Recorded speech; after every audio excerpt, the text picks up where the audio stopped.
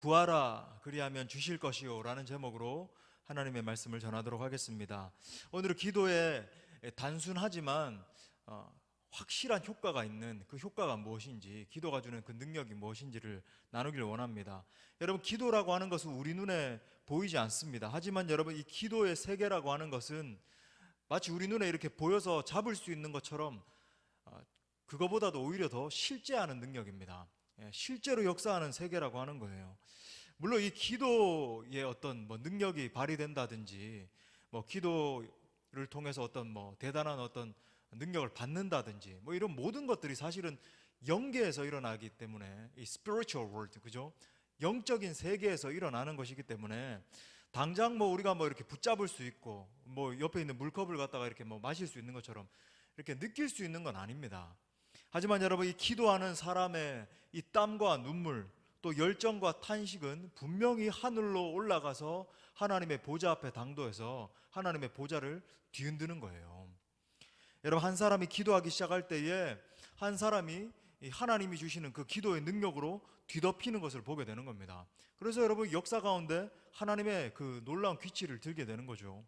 한 사람이 기도할 때에 정말 저주 가운데 놓여있던 그 사람이 이 저주가 떠나가기 시작해서 축복의 인생으로, 정말 이 모든 사람들이 와, 정말 하나님의 복이 임했구나 인정할 수밖에 없는 그런 사람으로 바뀌어지는 것을 우리는 너무나 많이 보고 있잖아요.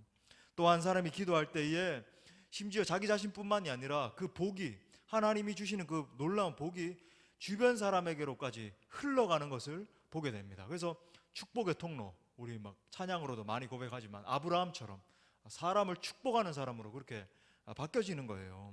여러분, 그래서 기도라고 하는 것은 우리 하나님께서 우리에게 주신 최고의 선물인 줄 믿습니다. 여러분, 다시 한번 강조하는 것은 기도에 대한 어떤 지식을 쌓는 것도 중요하고 어떤 기도에 대해서 많이 배우는 것도 중요하겠지만, 저와 여러분이 이 기도에 대해서 정말 실제적인 능력을 체험하는 거예요. 기도함으로 말미암아 하나님께서 기도하는 자에게 주시는 은혜가 얼마나 큰 것인지를 실제로 경험하는 것입니다. 여러분 모두가 정말 기도했더니 하나님이 이렇게 역사하시는구나, 이 믿음이 여러분 모두에게 임하는 것이 중요하다라고 하는 겁니다. 자, 그래서 오늘은 우리가 기도할 때에 어떤 역사가 나타나는지 우리가 이제 성경적으로 세 가지 근거를 좀 찾으면서 하나님이 반드시 이 기도에 응답하신다는 것을 우리가 함께 나누기를 원합니다. 자, 첫 번째는요, 기도에 응답하시겠다고 우리 하나님께서 먼저 약속하셨어요. 우리 집에서도 한번 따라가겠습니다. 하나님이 먼저 약속하셨다. 오늘 말씀이잖아요. 너무 우리 수만 번 읽은 말씀 아니겠습니까? 다시 한번 7절 8절 보니까 구하라 그리하면 너희에게 주실 것이요. 여러분, 이게 무슨 어려운 공식인가요? 무슨 파이를 곱해야 되고 그러면은 뭐가 나오고 그러면 거기 인수분해를 또 해야 되고, 아니잖아요. 구하라 그리하면 너희에게 주실 것이다. 이거보다 더 쉬운 공식. 찾으라 그리하면 찾아낼 것이다. 문을 두드리라 그러면 너에게 열릴 것이다. 구하는 이마다 받을 것이요 찾는 이는 찾아낼 것이요 두드리는 이에게는 열릴 것이니라. 여러분, 이 기도 응답에 대해서 이거보다 더 확실한 약속이 어디 있겠습니까? 복잡한 진리가 아닌데. 여러분, 하지만 우리는 이 하나님의 약속에 대해서 믿고 신뢰하지 못할 때가 너무나 많이 있어요. 여러분, 믿음이 중요합니다. 수만 번을 강조하지만 믿음이 중요하다는 거예요. 하나님의 약속을 믿어야 됩니다. 그리고 약속하신 분이 도대체 누구신지를 믿어야 되는 거예요. 그러니까 믿음이 없기 때문에 기도하지 않는 겁니다. 또 기도하지 않으니까 하나님의 역사를 당연히 볼 수 없겠죠. 그러니까 또 믿음이 없는 거예요. 기도 가운데 하나님의 역사를 보고 그걸 자꾸 이렇게 체험이 반복되어지면서 믿음이 점점 더 강화되는데, 우와, 하나님 정말 살아계시는 분이시다. 근데 그 체험이 없고 그 능력도 경험하지 못하고 이러다 보니까 믿음도 없고 능력도 없고. 여러분, 믿음이 뭐죠? 정말 믿음이 있어야 되는 건 알겠는데 믿음이 뭡니까? 이 히브리서 기자가 믿음에 대해서 이렇게 확실히 정의를 내리네요. 히브리서 11장 1절부터 3절에 보니까 믿음은 바라는 것들의 실상이요 보이지 않는 것들의 증거니 선진들이 이로써 증거를 얻었대요. 그러니까 믿음이라고 하는 것은 이 바라는 것을 실상, 내 앞에 있는 실상처럼 그대로 이루어진 것처럼 보는 겁니다. 그러니까 내가 정말 목이 말라요. 근데 당장 내 눈앞에는 물이 없는 겁니다. 오아시스가 보이지 않는 거예요. 근데 제 앞에 지금 실제로 물이 있거든요. 앞에 이렇게 실제가 있는 것처럼 바라보는 거예요. 바라보면서 기도하는 겁니다. 하나님, 이 일이 이루어진 줄 믿습니다. 여러분, 이게 믿음이라고 하는 거예요. 믿음으로 취해버리는 겁니다. 선진들이 이로써 증거를 얻었대요. 그러므로 믿음으로 모든 세계가 하나님의 말씀으로 지어진 줄을 우리가 아나니, 그러니까 천지 창조도 여러분, 천지 창조될 때 여러분 있었습니까? 그럼 믿음으로 바라보는 거예요. 와, 그렇구나. 하나님의 말씀으로 천지가 창조되었구나. 믿는 겁니다. 우리가 아나니 보이는 것은 나타난 것으로 말미암아 된 것이 아니니라. 무슨 말인가? 여러분, 믿음은 당장의 이 현실을 뛰어넘어 하나님의 큰 일을 바라볼 줄 아는 거예요. 현실은 아무것도 보이지 않아요. 답답합니다. 이거 도대체 어떻게 해야 되지? 근데 그걸 뛰어넘어 하나님께서 큰 일을 행할 것이다 바라보는 거예요. 여러분, 우리 안에 믿음이 임할 때에 일어나는 대표적인 일이 무엇인가? 히브리 기자가 말하는 것 같아요. 그러니까 온 세상, 온 천지 만물이 하나님의 말씀으로 지어진 줄을 알게 되는 거죠. 성경을 읽을 때에 여러분, 믿음이 없는 자들은 어떻게 되죠? 이게 어떻게 과학적으로 말이나 되는 이야기인가? 1 플러스 1은 2인데 어떻게 1 플러스 1이 무한대가 될 수 있는가? 이렇게 생각을 하는 거예요. 근데 여러분, 믿음의 눈을 가지고 성경을 읽기 시작할 때 어떻게 됩니까? 이 말씀이 달교 오묘한 말씀이 되고, 실제로 이 말씀이 내 안에 살아서 역사하는 말씀이 되고, 그러다 보니까 우리의 삶 가운데서도 실제로 그냥 자연계에서 일어나는 현상계에서 상식 안에서 살아가는 게 아니라 하나님의 기적을 체험하고, 그죠? 믿음으로 바라보니까 병이 떠나가는 역사가 일어나고, 믿음으로 기도하기 시작할 때 불가능이 가능으로 바뀌어지는 역사가 일어나고, 내 자녀에게 문제가 있는데 믿음으로 바라보고 기도하기 시작할 때에 내가 상상하지 못했던 길을 하나님이 여시는 것을 바라보고, 여러분, 또한 성경에 나오는 모든 믿음의 선배들이 이 믿음으로 말미암아 하나님의 약속을 취했다라고 말합니다. 그 개개인이 대단해서가 아니에요. 엘리야를 묘사할 때에 그러잖아요. 우리가 성정이 같은데 똑같아요.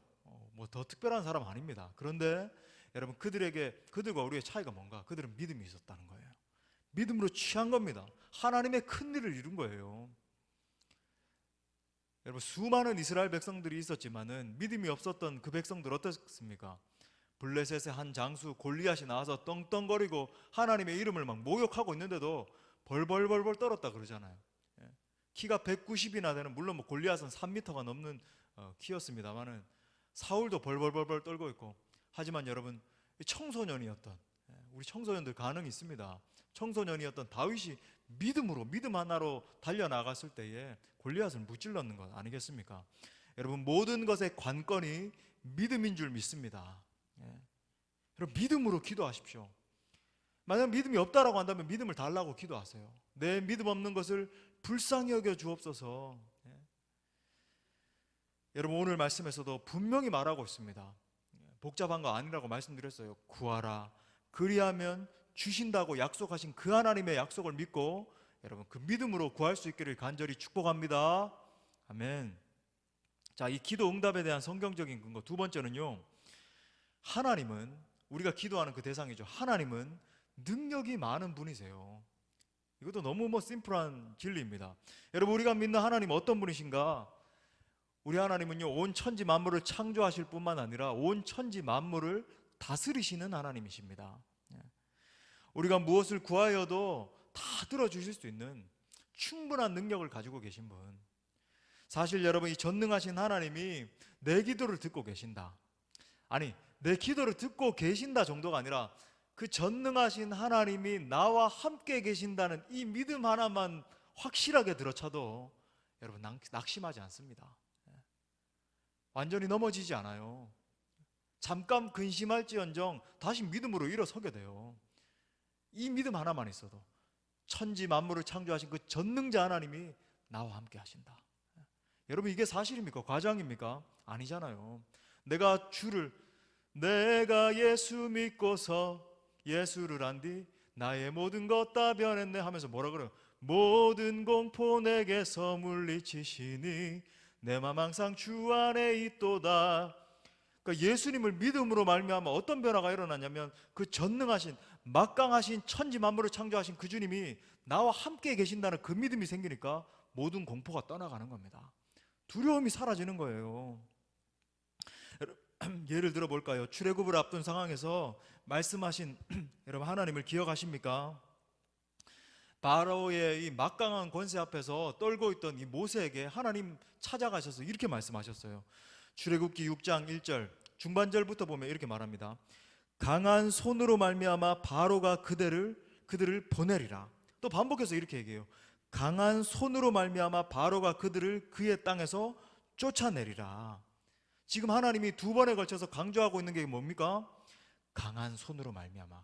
누구 강한 손 이야기하는 거예요? 하나님의 강한 손으로 말미암아.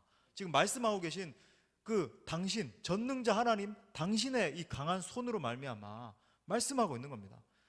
더 쉽게 이야기하면 내가 한다는 거예요. 모세 네 능력으로 하는 게 아니라, 모세 네가 하는 게 아니라, 출애굽하는 게 아니라 내가 한다는 겁니다. 사실상 우리가 이제 출애굽을 했다라고 하는 사실을 이미 알고 있고 많이 이렇게 말씀을 통해서 들었으니까 뭐 모세가 믿음이 많이 없었네, 당연히 하나님이 하실 텐데, 이렇게 결론 지을 수 있겠지만 여러분, 이게 쉬운 일이 아닙니다. 여러분, 우리가 채 40년이 되지 않는 시간 동안 일제치하를 통과했을 때도 여러분 우리가 어떻게 해방을 맞이했죠? 저 뭐 히로시마와 나가사키에 원자탄이 떨어지지 않았으면요, 여러분 이거 해방이라고 하는 거예요. 여러분 이게 쉽지 않았습니다. 심지어 여러분 알잖아요. 해방 이후에도 얼마나 그 일제 잔재들이 남아서 막 심지어 아직까지도 그 영향을 주고 있고 그러는데요. 근데 여러분 그게 한 40년도 아니고 400년이나 종되었던 그 땅에서 여러분 이게 나오는 거 쉬운 일이었겠습니까? 여러분 이미 사상과 여러 가지 문화와 삶의 양식들 완전히 이 애굽에 속해 있고 완전히 애굽에 속박당해 있었어요. 그러니까 우리처럼 우리 땅에 있으면서 쳐들어와서 지배당했는 게 아니라 완전히 끌려가서 그 땅의 문화와 그 땅에서 밥을 먹고 그 땅에서 지배를 받으면서 400년이나 지났다고요. 그런데 여러분 이게 감히 우리가 모세가 믿음이 없고 이스라엘 백성들이 믿음 없었다라고 말할 수 있을까요? 그렇지 않아요. 근데 여러분 지금 하나님 말씀하고 계신 게 뭐예요? 지금 이스라엘이 처한 상태 보지 말라는 거예요. 모세가 얼마나 머리가 좋았겠어요. 하나님 이거 말이 안 됩니다. 아무리 생각해봐도 어떻게 이 일이 가능하죠?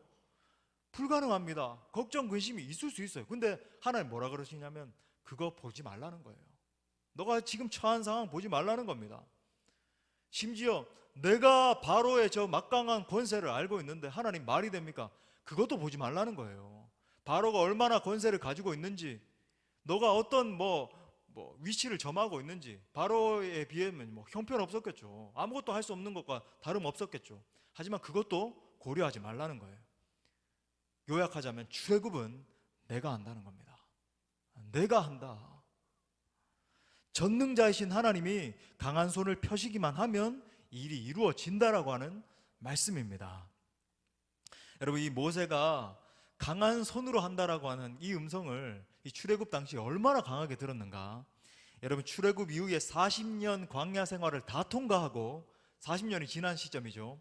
광야 생활을 마무리할 때에 모세가 이렇게 간증을 해요. 신명기 26장 8절부터 9절에서 여호와께서 강한 손과 편팔과 큰 위엄과 이적과 기사로 우리를 애굽에서 인도하여 내시고 이곳으로 인도하사 이 땅 곧 젖과 꿀이 흐르는 땅을 주셨나이다. 얼마나 하나님 말씀하신 게 강하게 다가왔는지 강한 팔이라고 하는 표현을 그대로 차용해서 40년 이후에 쓰고 있는 거예요. 모세는 경험했던 겁니다. 하나님의 강한 팔이라고 하는 것이 얼마나 능력 있는지. 여러분 다시 한번 보세요. 이스라엘의 구원에 있어서 가장 중요한 관건이 무엇이었습니까? 그들이 처한 상황이었나요? 아니면 그들이 가지고 있었던 돈이라든지 전투력이라든지, 아니면 그들이 애굽 땅 가운데 우리가 400년 있는 동안에 좀 실세 누구누구를 알고 있었는데 그런 사람이었습니까? 아니에요. 오직 하나님의 능력이었는 줄 믿습니다. 강한 팔이라고 하는 건 하나님의 능력을 상징하는 거예요. 하나님의 능력. 바로의 권세보다 크신 하나님의 권세 붙들고 나아갔더니 하나님이 상상도 못한 방법으로 10가지 재앙을 보내시고, 그죠? 홍해 바다를 갈라버리시고 40년 광야 동안 하루도 빠짐없이 만나음의 출하기를 내려주시고 하나님이 인도하신 거예요.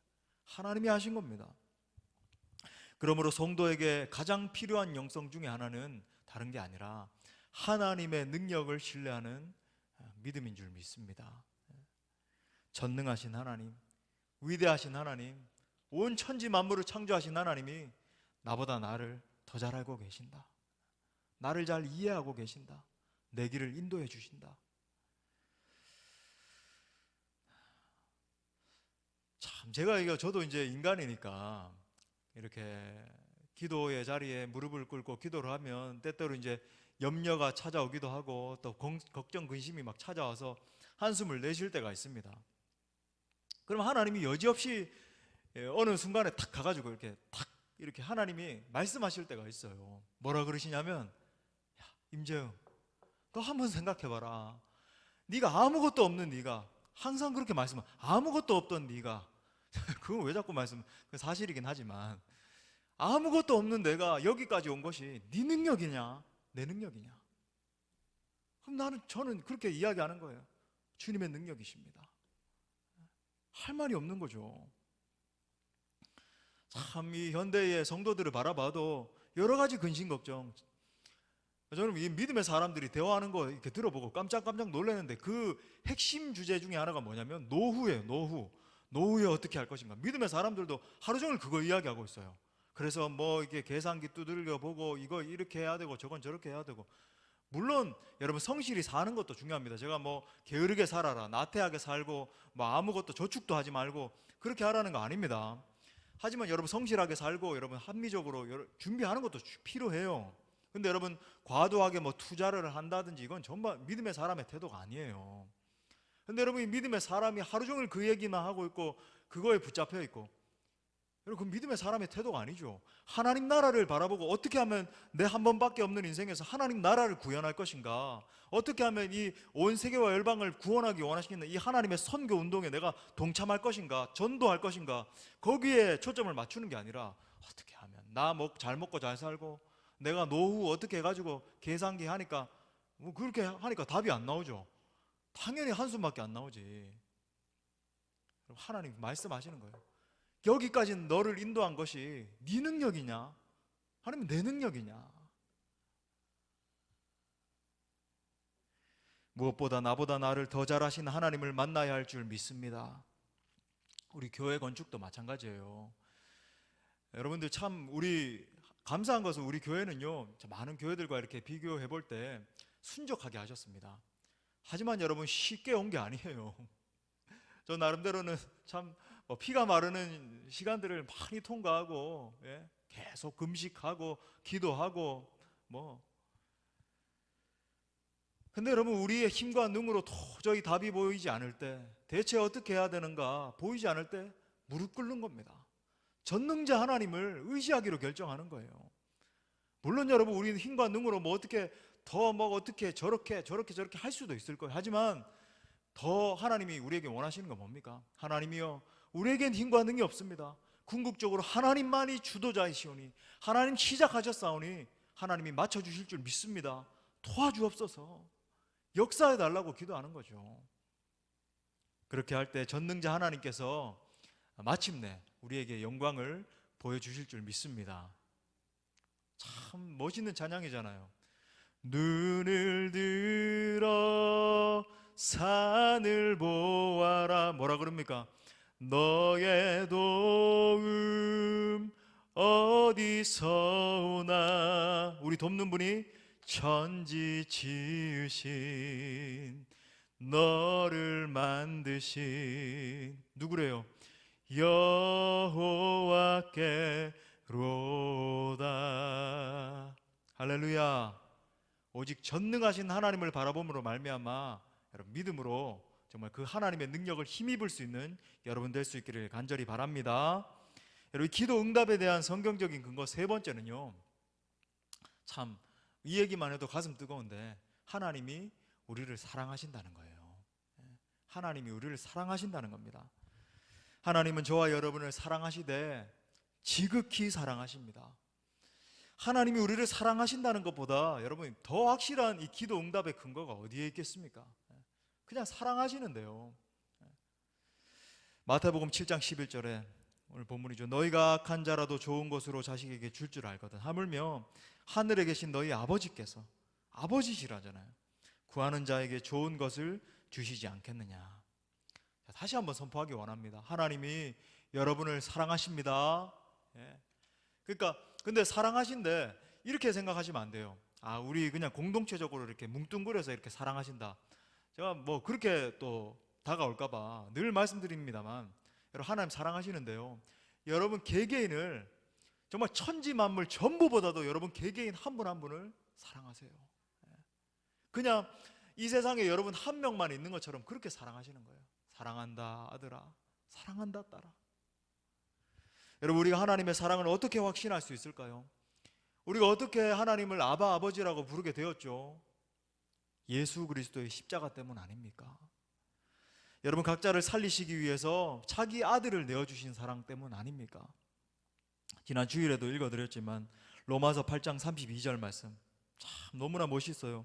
자기 아들을 아끼지 아니하시고 우리 모든 사람을 위하여 내주시니가 어찌 그 아들과 함께 모든 것을 우리에게 주시지 아니하겠느냐. 이것보다 더 확실한 기도 응답의 근거가 어디 있겠습니까? 또 다른 예를 들어볼까요? 누가복음 18장에 나오는 여러분 이 불의한 재판관의 비유, 우리 예수님이 이 비유를 드셨을 때 과연 그 예수님의 중심에 동기가 무엇이었을까? 그 마음의 의도가 무엇이었는가? 이렇게 말씀하세요.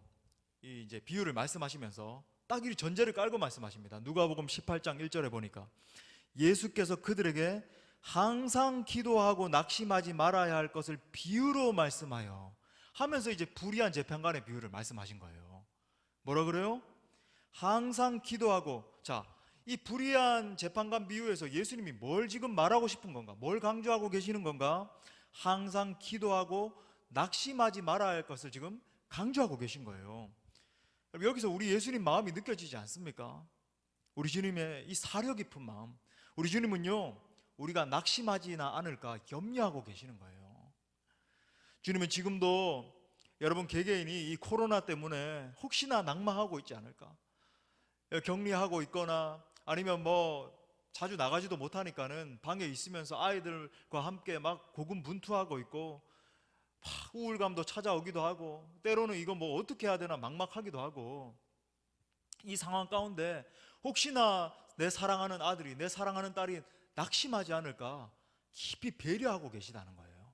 이게 우리 예수님 마음입니다. 그래서 부탁하신 게 뭡니까? 기도하라는 거예요.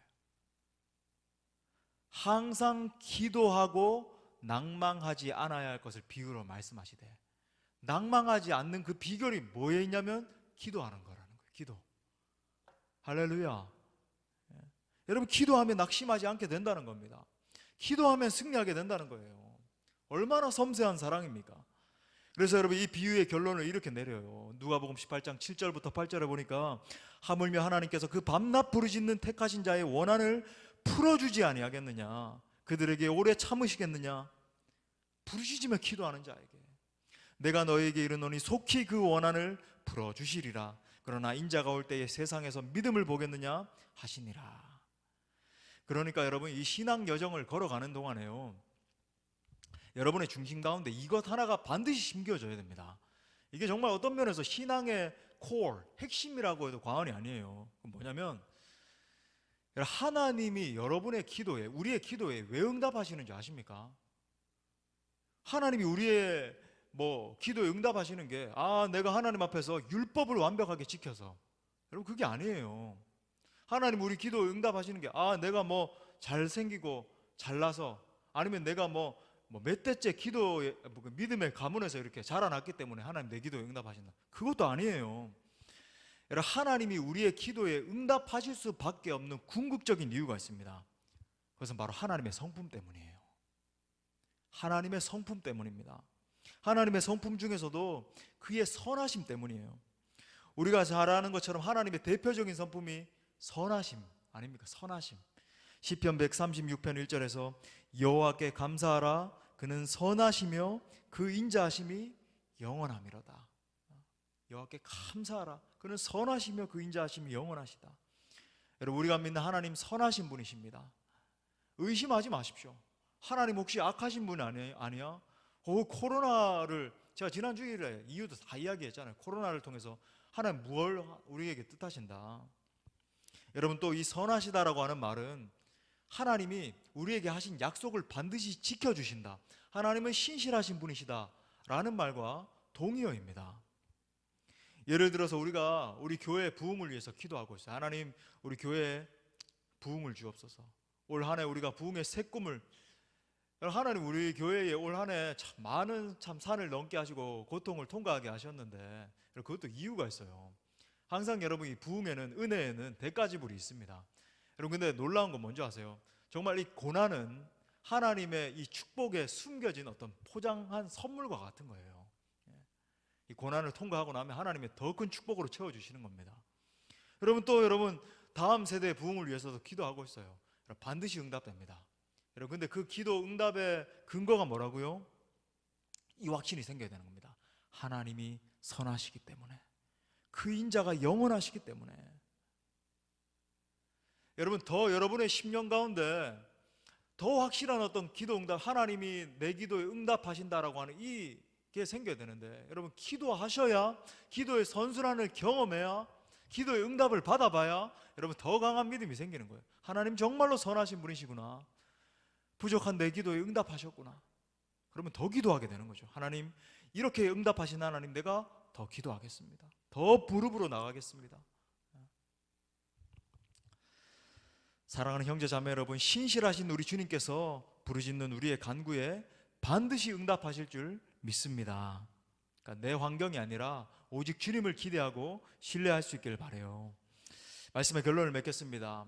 코로나로 인해서 심령의 어려움을 겪고 계신 지체들, 여러분, 무엇보다 기도를 회복하십시오. 구하라 그리하면 너희에게 주실 것이요, 찾으라 그리하면 찾아낼 것이요, 문을 두드리라 그리하면 너희에게 열릴 것이다. 그러니까 이 예수님이 직접 하신 너무나 명료한 이 약속 붙들고 기도하기 시작하세요.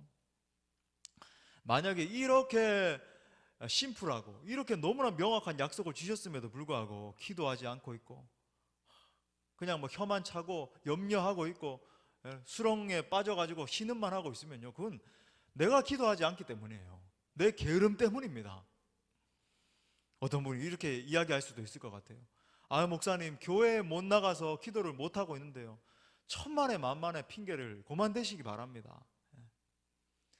여러분, 지금 이 고립의 순간보다 하나님을 더 깊이 경험하고 체험할 수 있는 데는 없어요. 여러분 각 가정도 좋은 기도의 장소로 바꿀 수 있어요. 물론 뭐 아파트에 살면서 뭐 빌라에 살면서 막 교회에서처럼 크게 부르짖으면서 그렇게는 기도하기 어려워요. 하지만 여러분, 간절히 기도할 수는 있어요. 여러분, 제가 부탁드립니다. 각 가정에서도요, 묵상 기도하지 마시고 적당한 어느 수준만큼은 부르짖으십시오. 저는 그렇게 기도해요. 불을 꺼놓고 문을 닫고, 그죠? 뭐 필요하다면 저는 잘 이용하는 유튜브에 어떤 잔잔하게 가사 나오는 거 말고, 기도할 땐 좀 집중해야 되니까 피아노 반주 같은 거, 찬양 같은 거 이렇게 딱 틀어놓고 무릎 꿇고 기도하는 거죠. 하나님 아버지, 은혜를 베풀어 주시길 원합니다. 이 정도는 할 수 있잖아요. 아버지 하나님이요, 이 상황 가운데 우리 교회에 충만한 은혜를 부어 주옵소서. 이 정도 부르시셔도 여러분 전혀 괜찮습니다. 각 가정에서 기도하기 시작하세요. 적어도 1시간 이상 기도 2020도를 채워야 안 되겠습니까? 특별히 코로나19 때문에 힘겨워하는 지체들이 있는 것 같은데 마음의 담대함을 달라고 기도하세요. 하나님, 여러분, 하나님은 우울함을 주고 낭망함을 주고 이런 분이 아닙니다. 하나님, 이 우울함과 낭망함과 여러 가지 염려가 떠나가기 시작하고 마음의 담대함으로 채워주옵소서. 선포하세요. 나는 여기에 처해져서 낭망하고 있는 자가 아니라, 울고 있는 자가 아니라 일어나서 장차 하나님의 영광을 선포할 자입니다. 하나님, 만방의 주의 복음을 전할 자입니다. 하나님, 내게 능력을 주옵소서. 기도하기 시작하는 거예요. 그러면 반드시 하나님이 능력의 능력을 부어주실 것입니다. 사랑하는 여러분, 이 고립의 시간 동안에 더욱더 무릎으로 나아감으로 말미암아 은밀히 보시는 우리 하나님께서 여러분 모두에게 크신 은혜와 위로로서 덮어주실 줄 간절히 축원합니다. 아멘.